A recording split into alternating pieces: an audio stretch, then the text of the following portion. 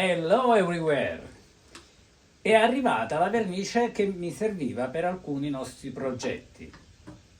Allora, siccome faremo dei cancelli di legno per tenere lontano gli animali dall'orto che vogliamo fare, ho ordinato questa vernice. Che cos'è?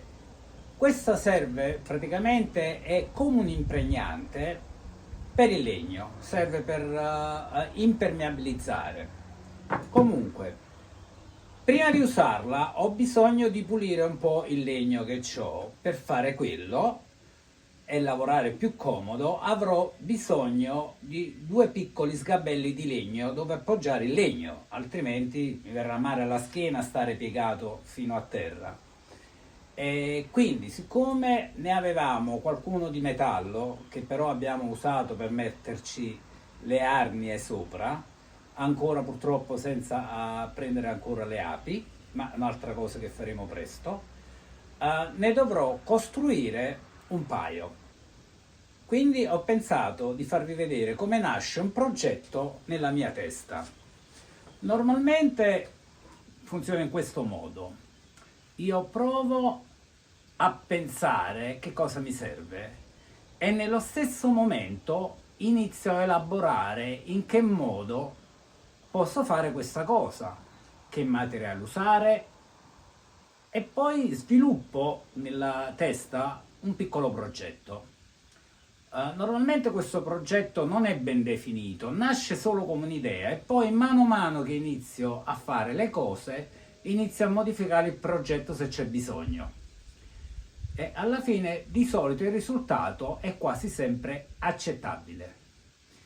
So, I go down in a cabin to find some piece of wood. I make a little project on the paper to for understanding you what I want to do. More or less, this is what I want to try to do. These two pieces is not equally, it's different, but this is not important. I use this for do the top of these things I want to do. I say things because I don't know the name. So, and then with these four equally pieces, I cut in two pieces, and then I do something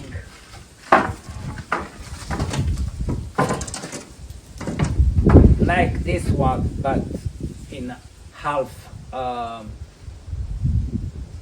In a half. Sorry. Oh my god.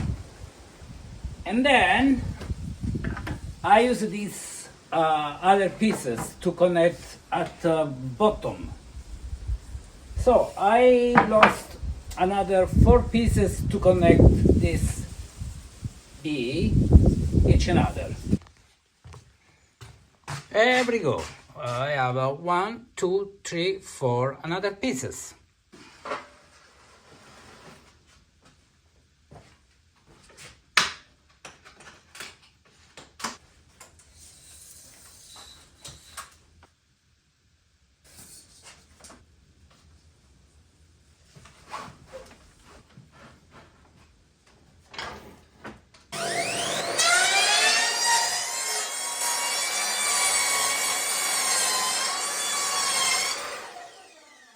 Ecco cosa intendo quando penso qualcosa e poi se c'è bisogno di fare una modifica la faccio. Cosa è successo? Mi sono accorto che questo tipo di legno, tagliandolo a metà, risultava un po' basso come altezza. Quindi ho tagliato questi pezzi qui, li ho fatti un po' più alti, così che per lavorare andrò ancora meglio. In più avrò più larghezza alla base e quindi più stabilità. Adesso che ho più o meno tutti i pezzi qua già tagliati, anche con l'angolazione, così da metterlo, diciamo, in pari sotto e in pari vicino a questo pezzo qua, sono pronto per iniziare a montare. Da tenere presente che purtroppo questi pezzi di legno sono davvero molto ondulati. In italiano possiamo anche usare la parola storto per dire qualcosa che non è diritto. Comunque non fa niente, alla fine questi serviranno per pochi lavoretti occasionali, non è che sto facendo un lavoro che deve essere eccezionale. L'importante è che ce la fa a portare un po' di peso e che può essere usato senza farmi venire male alla schiena, come ho già detto prima.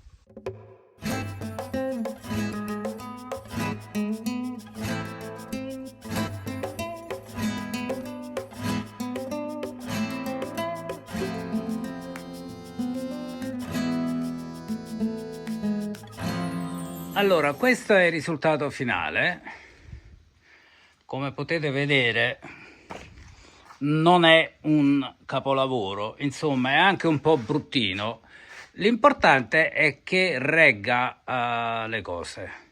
Il problema è solo che siccome questo pezzo di legno, ve lo faccio vedere da qui, non è diritto ma tende a girare, fa questa cosa qui, quindi ha questo problema, ma andrà bene uguale, metterò qualcosa sotto la gamba e funzionerà. Dopo proviamo a fare l'altro, ma anche l'altro ha lo stesso problema. Ecco, qui si vede ancora più evidente, insomma è un po' come una banana sul lato, parte di qua così e poi si gira in questo modo. Quindi vabbè, ma non fa niente. Questo è quello che ho e userò quello che ho. Vi volevo far vedere che cosa può andare a storto a volte in un progetto, qualcosa di sbagliato, tipo questo. Ho detto che questo pezzo di legno non era tanto storto, invece lo è, ed è tantissimo. Guardate le gambe, queste vanno di là e queste davanti vanno di là. Questo perché, come vi ho spiegato prima, questo non è diritto. Quindi, fortunatamente un altro pezzo di legno qui non è proprio diritto, ma comunque è meno storto di questo. Procederò a tagliare un pezzo di là e sostituisco questo che proprio non va bene. Questo non dondola, è molto meglio.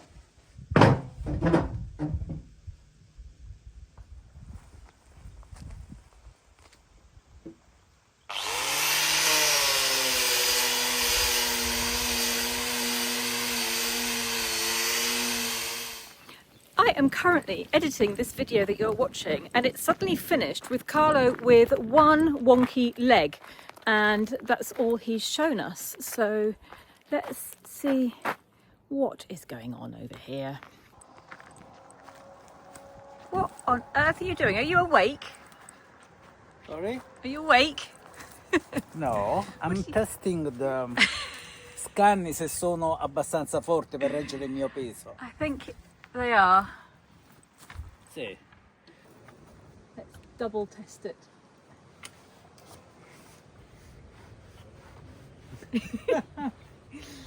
Are you not sure? No, stay outside. It's okay. So, what are we making here? What are these for? You've obviously made these. They work. Well done. Yes.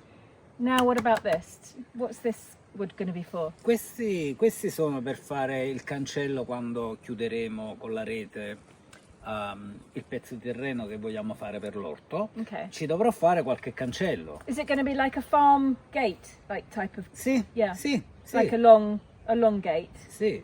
E che cosa ho fatto io? Ho costruito questi banchi da lavoro, anzi panche da lavoro, perché ho dovuto levigare questi e poi verniciare. Verniciare perché? Perché sennò così il legno si mantiene per più tempo. Okay. Ok? Right, we've got a couple of questions from the last video that I thought I'd answer because they're funny. Not all funny, but the first one's funny. How on earth can you work in the new garden if you're petrified of worms? As long as I have somebody around to get rid of the worm, I'll be fine. Yeah, I've always had this lifelong phobia of worms. I can't stand them. But I think in the last video, my reaction was quite extreme because I bent down to pick up a piece of wood and the worm was like that close to my face. And that was just a little bit too close to comfort. I'm normally fine if I see one while I'm gardening. I just either brush some earth over it or get Carlo to move it. I'll be fine. I've done gardening in Positano for years, so I don't have a problem. I can deal with them if they're not in my face. Are seasonal fires a threat with all that dry underbrush? Which is another very good reason why Carlo is clearing a lot of the bramble down there. Yes, fires can be a threat. We've been here for 2 summers and we haven't seen any forest fires in this area yet, but I mean, they happen all over Italy, as they do in so many countries these days. So I think the more dead underbrush that you can clear, probably the better it is. So it's a good fire prevention to do that. Do you worry about caterpillar bites, ticks or fleas when walking the dogs in the woods? And one other question that obviously goes with that is, what do you give the dogs for prevention or treatment? So caterpillar bites, that's not something I worry about too much. Every now and again we'll be maybe in a town somewhere and there'll be a sign up saying that there's processionary caterpillars in this tree, stay away with dogs. So we're very careful to keep them away when we see that. Up until now, I haven't really heard of anybody having a problem with caterpillar bites with dogs in this area or on the Amalfi Coast. Ticks and fleas. So yes, if you don't give them something, they will get ticks and fleas, but the ticks are definitely not like in, I know that in Canada they're really, really bad, they're really dangerous, and that if you get a tick bite, you have to go to the pharmacy and take the tick to the pharmacy and all sorts of things. There can be bad ones here, but generally they're really, really tiny ones and you can pull them out with a pair of tweezers. But I do give the dogs a monthly pill for protection. Let me just go and get that and I'll show you. So I give them NexGard Spectra, which is actually, it's against, it's got 1, 2, 3, 4, 5, 6, 7, 8, 9, 10, 11 types of parasites, so including ticks and fleas, obviously, and a load of others.